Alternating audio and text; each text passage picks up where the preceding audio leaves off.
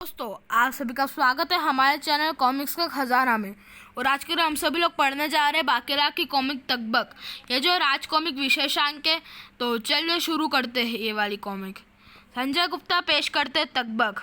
आज बाके बहुत गुस्से में था। लकड़ी की काठी, काठी का घोड़ा, घोड़े की दुम पे जो मारा हथौड़ा, दौड़ा दौड़ा दौड़ा, घोड़ा दुम उठाकर दौड़ा। हिन्न, आज स्वामी बहुत गुस्से में मालूम पड़ते हैं। चुपचाप चलता हूँ, वरना दुम पर हथौड़ा पड़ना तय है। नानी तेरी मोरनी को मोर ले गए, बाकी जो बचा था साले चोर ले गए। हिन, पक्का बावला है अपना स्वामी। गुस्से में होता है तो नन्हे मुन्नों के गीत गाने लगता है। छोटा बच्चे जान के ना कोई आंख दिखाना रे, डूबी डूबी डब डब।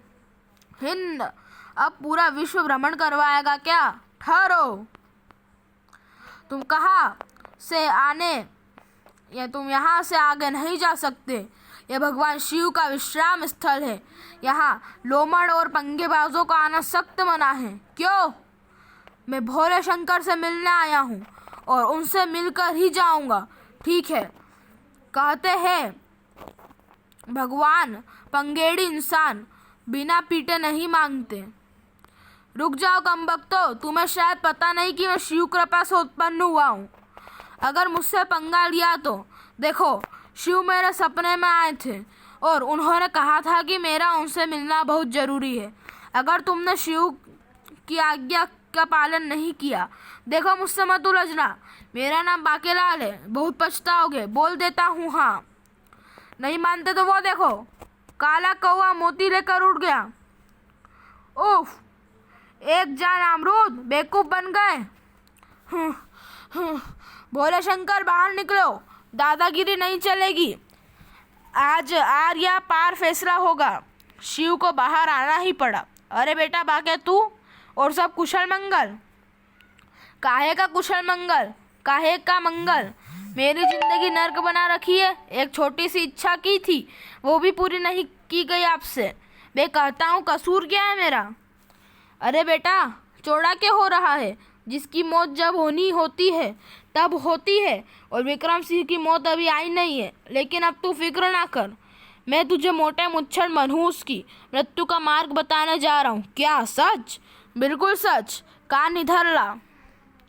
खुसर फुसर, वाह वाह वाह वाह। ओ तेरी, मैं तो स्वप्न देख रहा था। परंतु सोचने वाली बात है, भोले शंकर स्वयं मेरे सपने में आए और मोटे की मृत्यु की भविष्यवाणी की। वरना अब तक तो मैं स्वप्न में शिव की भविष्यवाणी की बात कह कर अपनी गर्दन बचाता था। यानी यानी यानी भोलेनाथ को आखिरकार मुझ पर तरस आ ही गया। इस बार नहीं बचेगा वो मोटा जो कुंडली मारकर बैठा है सिंहासन के ऊपर। कौन नहीं बचेगा बाकेलाल? महाराज, आप सुना महाराज, इसने आपके बारे में क्या कहा? आप कुंडली मारकर सिंहासन पर बैठे हो। ऐसे तो नमक हराम पाल रखे हैं आपने। जाहिल सेनापति, मैं महाराज की नहीं, उस मुसीबत की बात कर रहा था जो जल्दी महाराज के ऊपर मंडराने वाली है, जिसकी भविष्यवाणी अभी अभी भोले शंकर ने मेरे स्वप्न में आकर की। अच्छा, क्या कहा भोले शंकर ने? ये मैं आपको नहीं बता सकता। आपको मेरे साथ इस वक्त अकेले तपोवन की तरफ प्रस्थान करना होगा, और चूंकि हमारे साथ कोई तीसरा नहीं चल सकता, तो आप सेनापति को भी समझा दीजिए कि हमारे पीछे आकर जबरन की होशियारी न झाड़े, वरना अगर कोई संकट आता है तो मैं जिम्मेवार नहीं होऊंगा। सुन लिया सेनापति? जी महाराज। विक्रम के जाने के बाद बेटा मरखब, तू जो समझ रहा है ना, बिल्कुल ठीक समझ रहा है, मगर तू मेरा कुछ बिगाड़ नहीं पाएगा। अगर कुछ उखाड़ सकता है तो उखाड़ दे। ये बाके की खुल्लम खुल्ला चुनौती है। गुर्र। और फिर हम तपोवन पहुंच तो गए हैं बाकेलाल, अब बताओ आगे क्या करना है? अब हमें ढूंढना है फूक सरकार चकों। परंतु यहाँ तो बहुत सारे ऋषि तपस्या कर रहे हैं। इनमें से ऋषि फूक सरकाचार्य कौन है, हमें कैसे पता चलेगा? भोले शंकर ने स्वप्न में मुझे ऋषि फूक सरकाचार्य की पहचान बताई थी। आप बस मेरे पीछे चले आइए। थोड़ी देर बाद मैं कभी बतलाता नहीं, पर अंधेरे से डरता हूँ मैं माँ। रात को जो शूशू लगे, डर से नहीं जाता हूँ मैं माँ। बिस्तर गीला कर देता हूँ मैं माँ। केचुआ भी जो दिख जाए तो मुझे मेरी नानी याद आ जाती है माँ। पतलून गीली कर देता हूँ माँ। मेरी फूंक क्यों सरकती है माँ, ओ मेरी माँ। यही है ऋषि फूंक सरकाचार्य। शिव जी ने सपने में इनके बारे में ही बताया था। वो तो ठीक है बाके, मगर अब आगे क्या करना है? आपको इन्हीं जलील करना है महाराज। क्या बक रहे हो बाकेलाल? तुम्हारा दिमाग तो ठीक है ना? मैं बिल्कुल ठीक कह रहा हूँ महाराज। ये ऋषि जलील होने पर ही प्रसन्न होते हैं। जल्दी कीजिए महाराज, इनसे जल मंगाइए। ठीक है, तुम कहते हो तो हम तैयार हैं। हे ऋषिवर, हम बहुत प्यासे हैं, कृपया थोड़ा जल प्रदान कीजिए। ये क्या कर रहा है महाराज? आपको इन्हें जलील करना है। ओह ठीक है। गाइस, मुझे भी हंसी आ गई।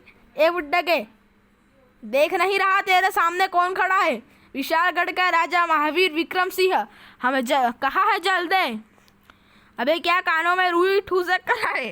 ओ भरे, ओ बढ़ियल। अबे ओ खटूस, ये लो। ये तो हिला भी नहीं। ये ऐसे नहीं मानेगा महाराज। इसके ऊपर मरा सांप डाल दीजिए।